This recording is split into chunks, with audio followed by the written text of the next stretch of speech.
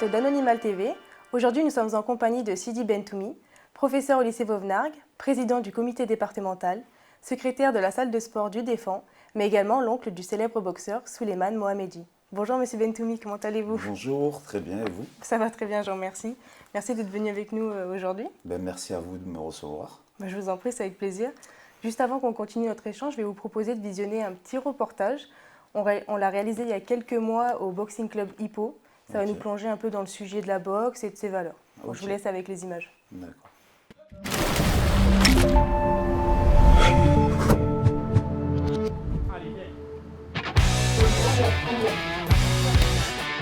Alors, le Boxing Club, c'est déjà un ensemble d'amis où on est tous ensemble et on gère les gamins pour leur apprendre de ce qu'on sait de la boxe. Mais c'est comme une grande famille. Ce qu'on enseigne, ça va être les valeurs qui vont de soi avec la boxe. Donc le respect, la convivialité, se respecter les uns les autres.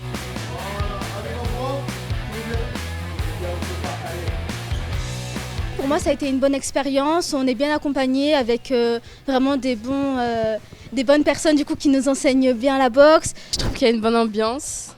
Après, je trouve aussi que les personnes elles sont très gentilles, que les entraîneurs ils entraînent bien. On est bien accueillis. Après, on fait des rencontres et tout ça.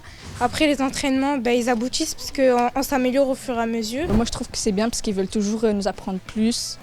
Et chaque jour, j'ai envie de revenir. 1, 2, 3, 4. C'est bon? Comme d'habitude, le premier, ça fait. Ok? Allez là. Il y a 3 créneaux adultes, donc lundi, mercredi, vendredi. Il y a un créneau femme aussi le mardi. Et créneau enfants et adolescents le mercredi après-midi. J'ai les plus petits, les 6-8.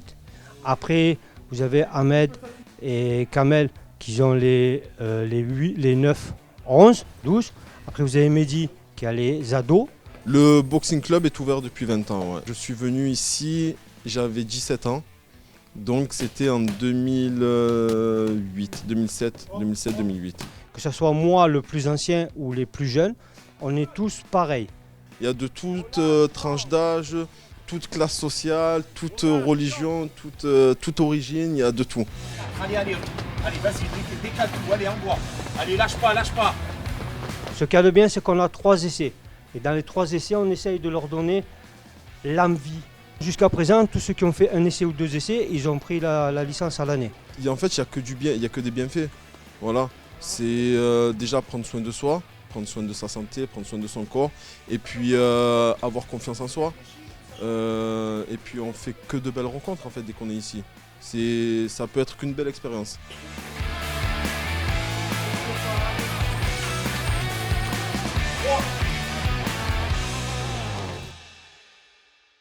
Super, du coup, on vient de visionner un petit reportage. Qu'est-ce que vous en avez pensé?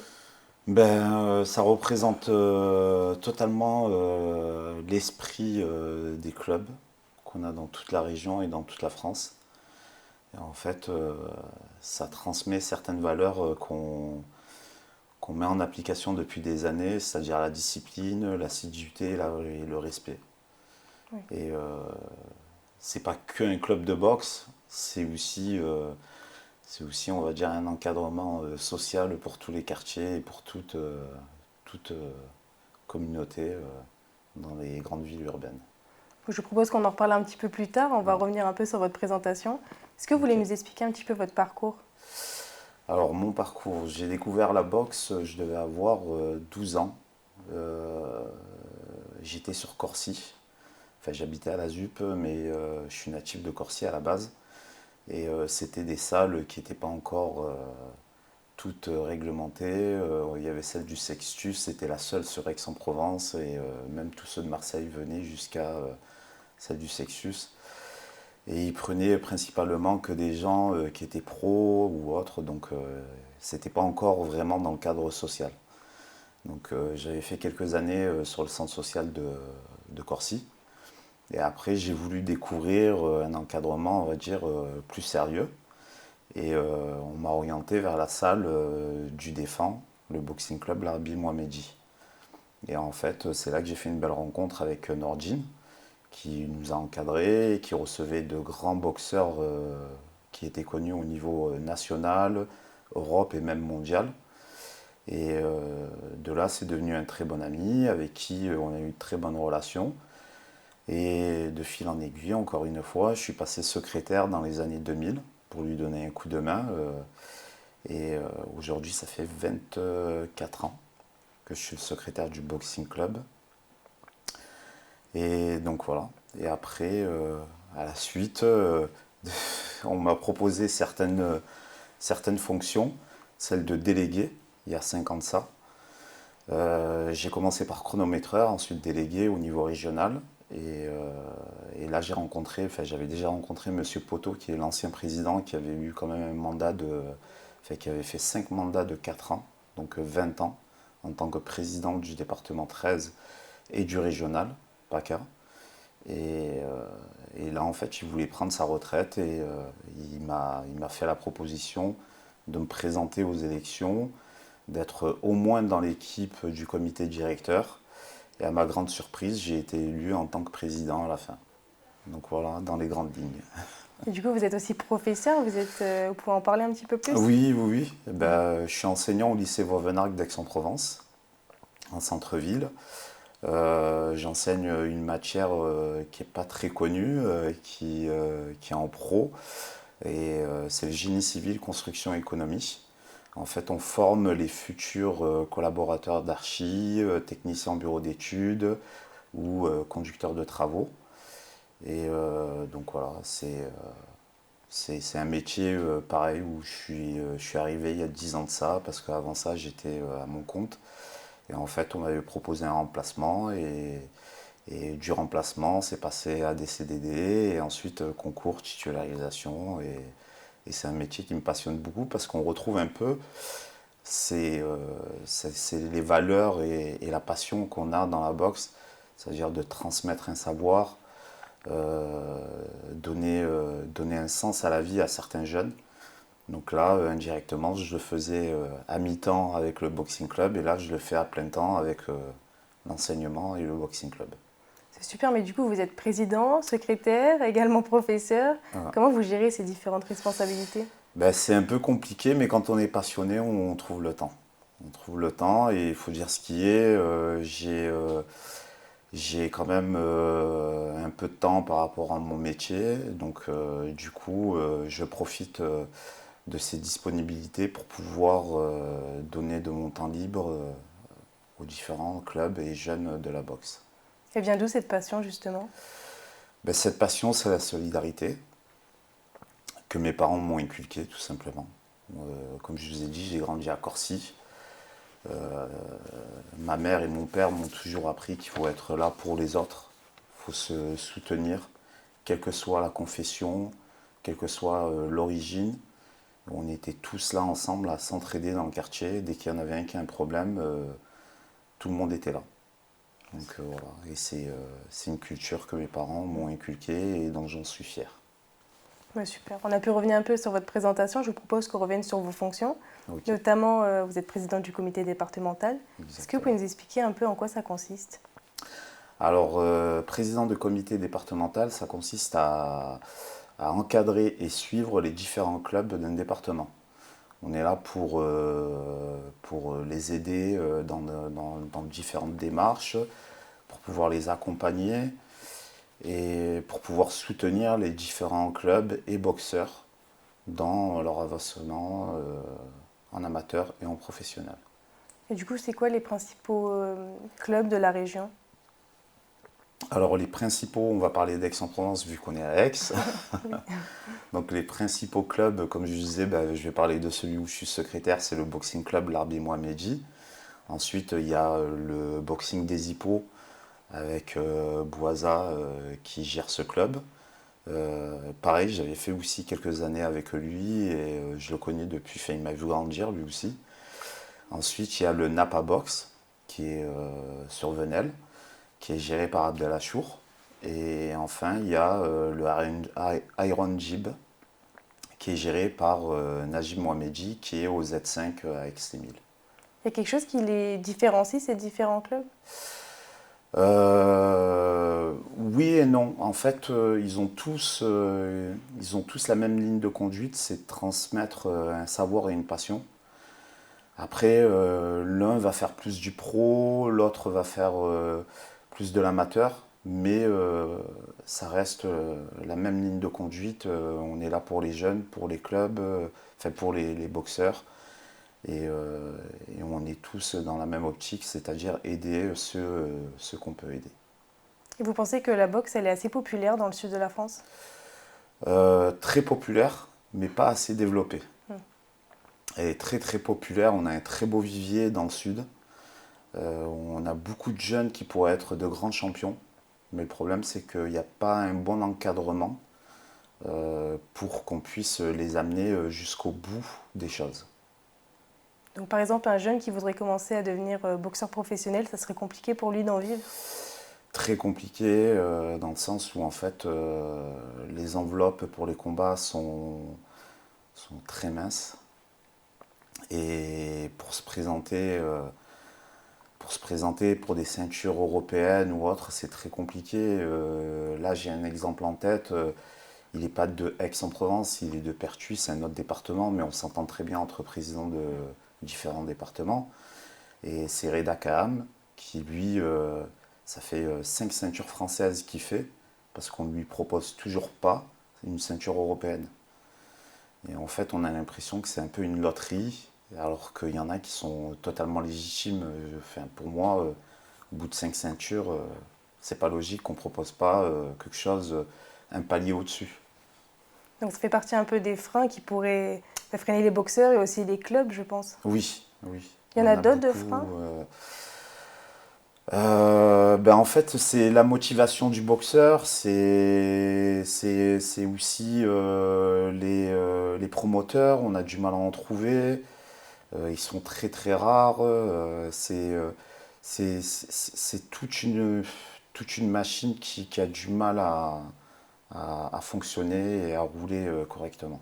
Et comment le comité, justement, il pourrait les aider à dépasser ces défis? En fait, moi, j'ai lancé en fait un programme à mon élection où en fait j'aimerais me concentrer sur 5 points. Le premier point, c'est la promotion de la boxe. Le deuxième, c'est le développement des clubs.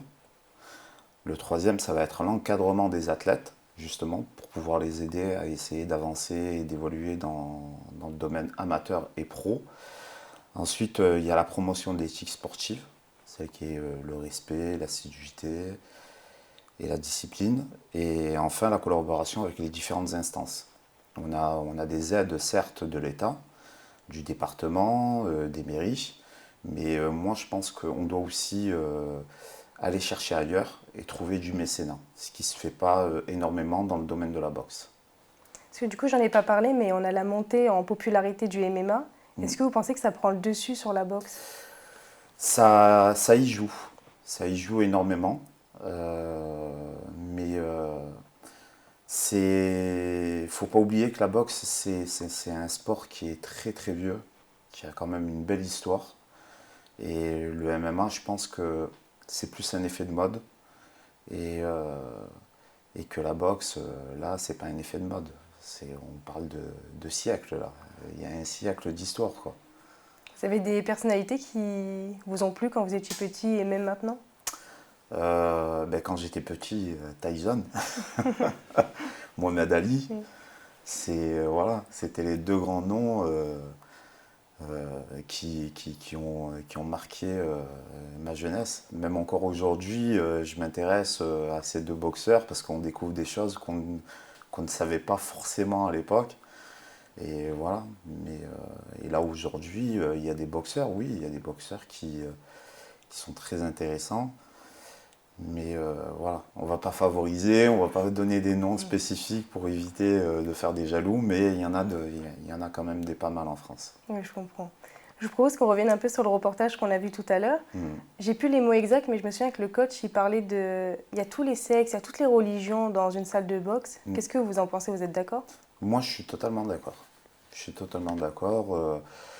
Il ne faut pas que ça devienne du communautarisme et que... En fait, moi, dans la boxe, dans la fédé, je fonctionne comme à l'éducation nationale. Quand on travaille, il n'y a pas de religion, il n'y a pas de politique et il n'y a pas de communautarisme. Pour moi, tout le monde est le bienvenu. Vous pensez que du coup la boxe c'est un vecteur de cohésion sociale? Totalement, totalement. Oui. Ça a rapproché beaucoup de personnes. Moi, je l'ai vu, ça a rapproché beaucoup de personnes, beaucoup de communautés, différentes confessions.